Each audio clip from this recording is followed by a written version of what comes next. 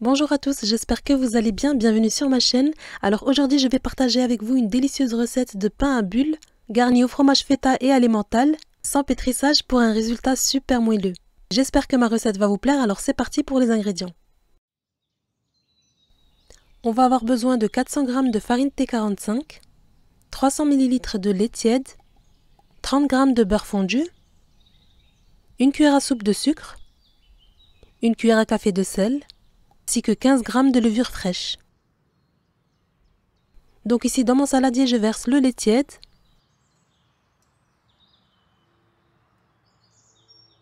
j'ajoute la levure,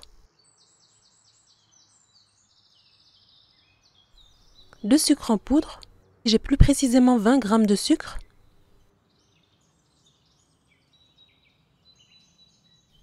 j'ajoute les 30 g de beurre fondu. Voilà, je fouette bien mes liquides ensemble.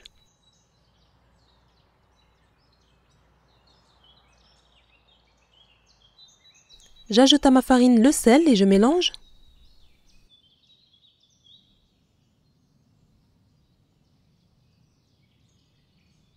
Et pour terminer, j'ajoute la farine petit à petit dans mon liquide.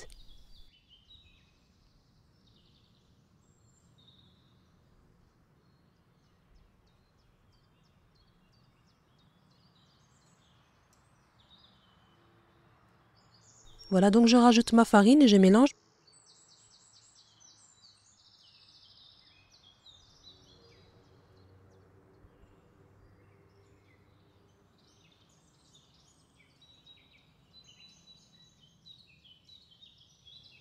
Et lorsque vous voyez que votre pâte commence à se ramasser, on arrête de fouetter et on termine à la main, ou bien à la maryse.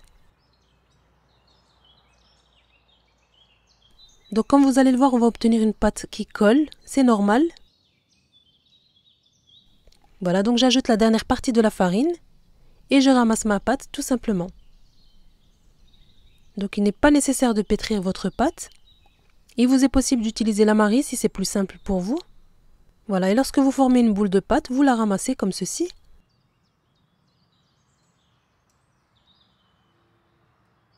Je verse dans mon saladier un tout petit peu d'huile et j'y dépose ma pâte.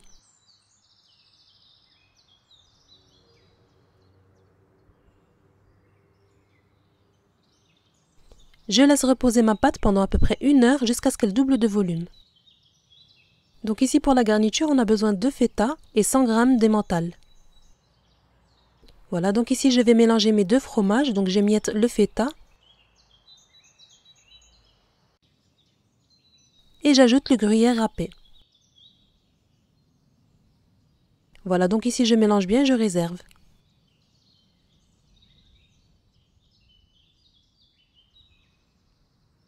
Voilà, ici ma pâte a doublé de volume.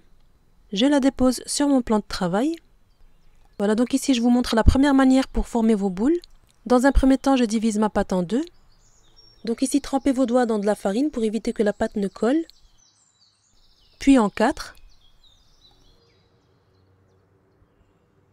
Je divise à nouveau mes boules de pâte en 2.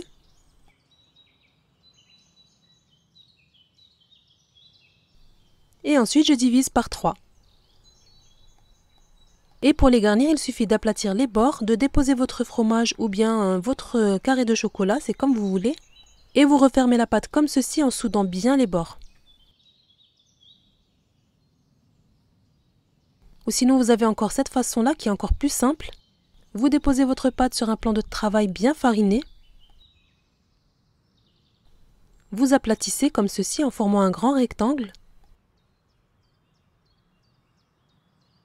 Et avec la roulette à pizza, vous allez la diviser en 4, puis en 6.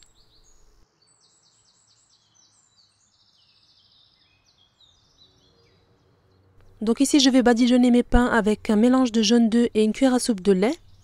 Donc comme vous avez vu, j'ajoute le blanc au fromage.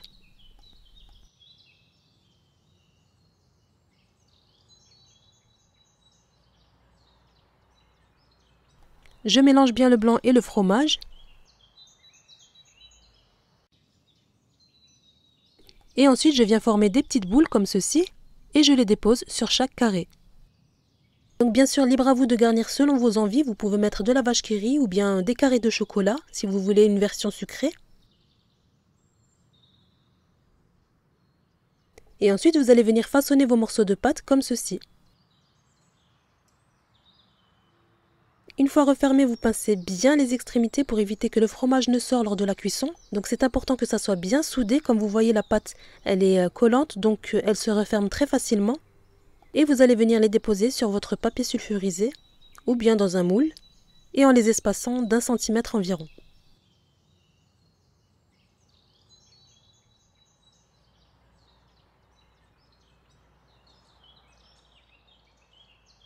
Voilà, comme vous voyez, c'est très facile à faire.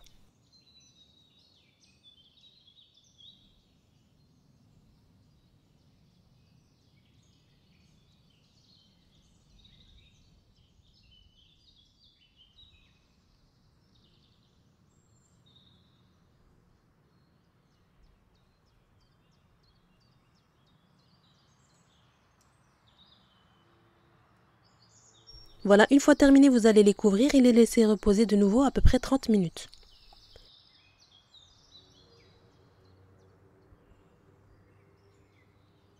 Donc ici, je vais saupoudrer mes pains avec des graines de sésame ainsi que des graines de nigel. Et ici, on a notre mélange jaune d'œuf et lait.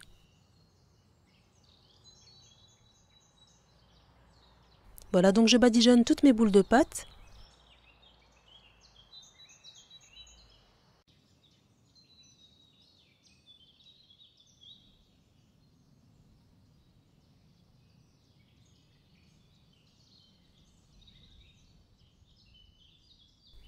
Et je saupoudre de graines de sésame ainsi que de graines de nigel.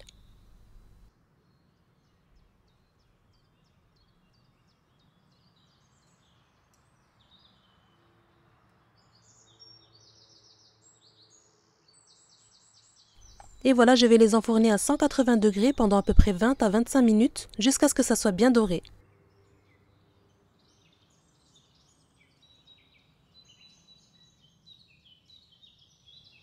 Et ici, vous avez les petits pains qui sont nature. Je les badigeonne de lait tout simplement, voilà le résultat. Et dès la sortie du four, je les badigeonne avec de la confiture d'abricot.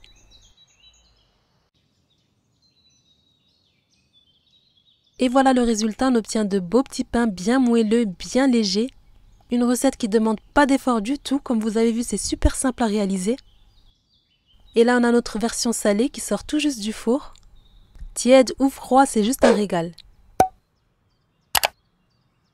Sachez qu'il reste moelleux comme ça pendant au moins 2 jours. Vraiment, j'espère que vous allez réaliser cette recette et que vous allez l'apprécier. Si vous n'êtes pas encore abonné, je vous invite à le faire, à liker bien sûr la vidéo si elle vous a plu. Et moi, je vous dis à très bientôt pour la prochaine vidéo.